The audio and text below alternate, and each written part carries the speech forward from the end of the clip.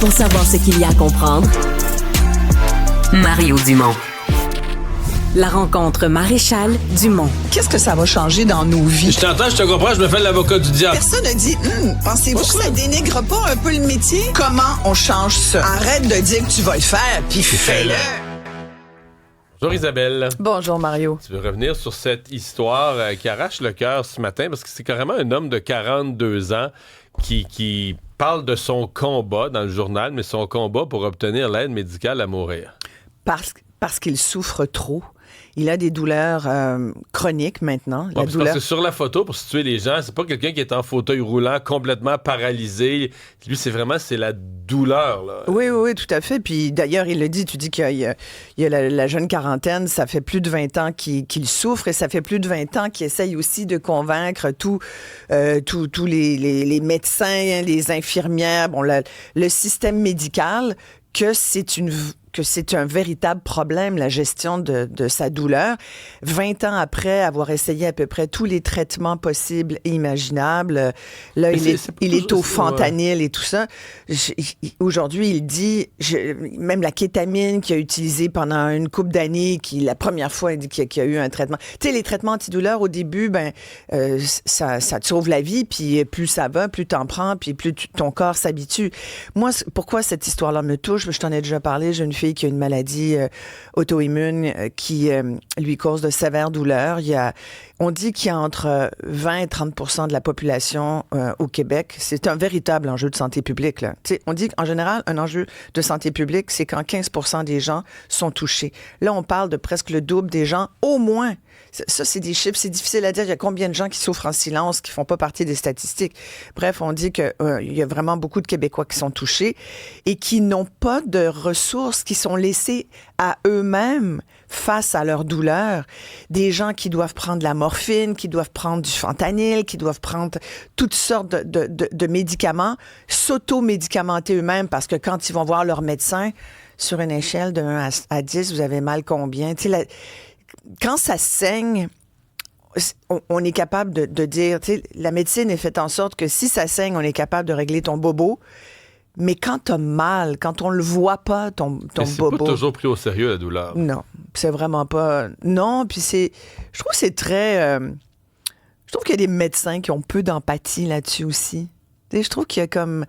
quelqu'un qui me dit qu'il souffre en partant, qu'il a mal, j'ai tendance à être empathique, à me dire, je suis désolée, on va essayer de voir comment on peut vous trouver une solution.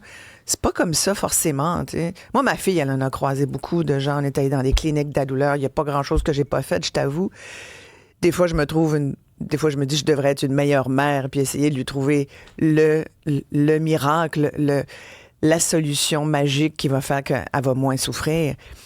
Elle a 29 ans. Elle dit, ça fait 9 ans qu'elle souffre. Moi, je lis cette histoire-là. Je me retiens pour pas pleurer. Tu comprends? Parce que je me dis, voyons donc. C'est terrible, souffrir comme ça. Ce qui me met vraiment en beau maudit, parce que vaut mieux être en colère que triste, c'est comment ça se fait que cet homme-là, aujourd'hui, demande l'aide médicale à mourir. Il préfère mourir que de supporter la douleur et vivre avec.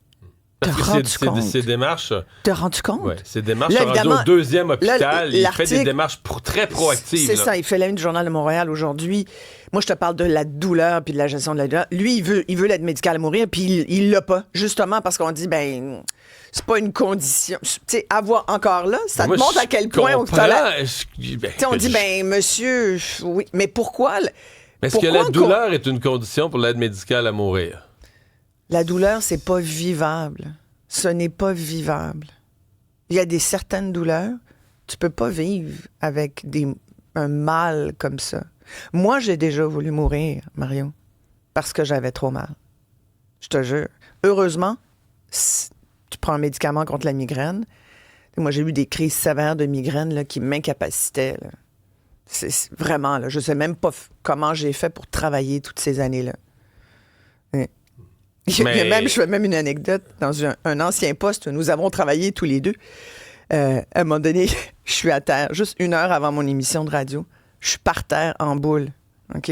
En crise de migraine. J'ai un aura, je vois rien. écoute, j'ai de la difficulté à parler, j'ai un début de paralysie sur la joue.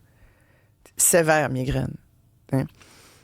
Et il y a un invité qui arrive et tout, puis il y a Normand, mon recherchiste de l'époque, qui répond à l'invité, qui lui dit, mon Dieu, mais qui est par terre comme ça, couché? Il dit, faites-vous-en pas, c'est l'animatrice. Elle a une migraine, ça va passer. Écoute, c'est terrible. Il y a des moments, il y a des jours, je sais plus trop comment je me suis rendue au bout de la journée. Imagine, c'est une anecdote, là, je vais pas ramener ça à moi, je veux juste dire que les gens font comme ils peuvent, que c'est effectivement insupportable de souffrir du matin au soir, la nuit. Non, parce que c'est ça. Parce que lui, et quand de on ne écoute pas son histoire, c'est qu'il avoir dort pas ou il dort mal tout le temps. Il n'y a pas de solution. Il dit, moi, je me lève, je suis 5 sur 10 déjà la douleur. Imagine. Puis là, dans la journée, ça empire. Quand il fait froid, comme en ce moment, c'est terrible. Tu sais, il y a il y a de plus... Mais c'est un enjeu, parce que lui, il veut mourir, cet homme-là, puis il essaye de se battre pour qu'on comprenne que sa douleur est finie par devenir une maladie incurable. Juste cette idée-là de te le dire.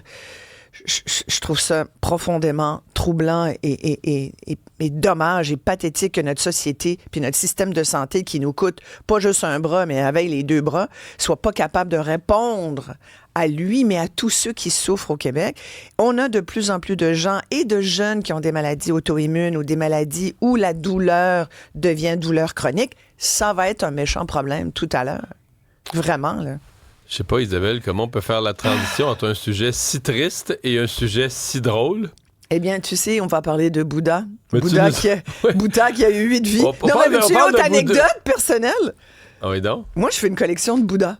Depuis des années. Oui, j'en ai ben trop. Demandera toutes sortes de petits Bouddhas, toutes sortes de Bouddhas. Des figurines, des statuettes. Oui, voilà. Moi qui suis athée. Ça t'en prend une de plus? Voilà. Et quand j'ai vu que Donald Trump, mesdames et messieurs, était aujourd'hui une figure bouddhique grâce à un artiste chinois. Il a fait un petit Bouddha avec la face à Trump. Vu. Moi, je n'avais pas vu passer cette affaire-là, mais je l'ai ouvert quand tu me l'as envoyé. Exact. Mais c'est tellement drôle. Et je suis allée sur Amazon et je vous l'annonce, c'est le prochain Bouddha que je vais rajouter à ma collection de Bouddha. J'en ai trouvé un à 51,97 sur Amazon.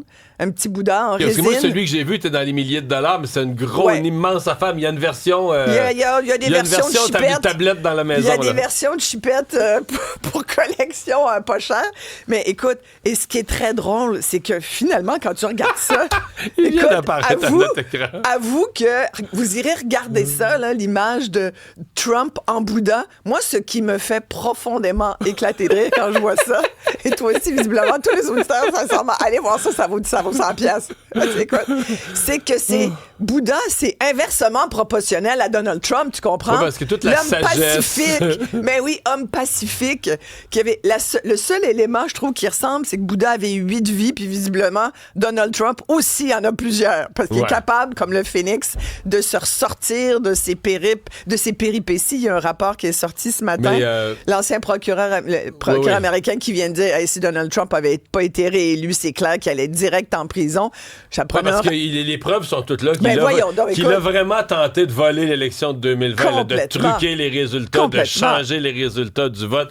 Mais moi, je pense que c'est une question de jour avant que Trump va vouloir en vendre, lui. Lui qui vend des cossins et des casquettes. C'est de la merch. C'est de la merch. Écoute, sincèrement. Et je suis convaincu qu'il va vouloir vendre lui-même ses Bouddhas, ne pas laisser les profits à des tiers. Complètement.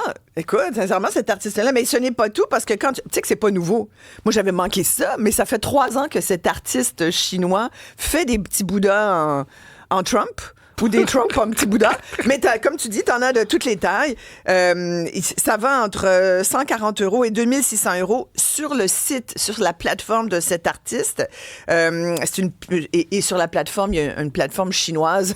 Il y en a plein de plateformes chinoises, mais mettons qu'il y en a une, entre autres, Taobao, où c'est vendu. Mais c'est sur Amazon. C'est sur Amazon. Écoute, vous pouvez vous l'acheter. C'est une reproduction, là. Oui, complètement. C'est un petit moule en résine. Mais il y a aussi Elon Musk, qui n'est pas en reste. Et l'artiste, sculpteur, a fait une espèce de petite statue et c'est Iron Man.